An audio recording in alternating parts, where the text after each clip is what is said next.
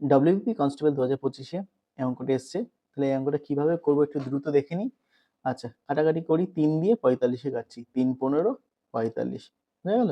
আচ্ছা, এখানে দেখো এইবার উপরে আছে 5 স্কোয়ার আর এখানে 15। তাহলে আমি কি করতে পারি, 5 দিয়ে কাটাকাটি করতে পারি।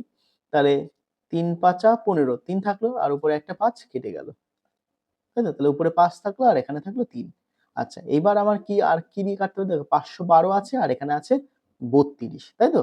আচ্ছা, কি দিয়ে কাটতে পারি, 16 দিয়ে, 16 দুগুনি 32 আর এখানে হচ্ছে 3 16 48, 3 16 48 থাকে 3 32, মানে 16 দুগুনি 32, তাই তো? তাহলে 16 দিয়ে কাটতে পারি।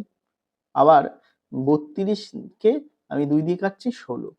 তাহলে ফাইনালি আমার কি হলো, 16 ইন্টু 5 মানে কত, 80, 80/3, তাই তো?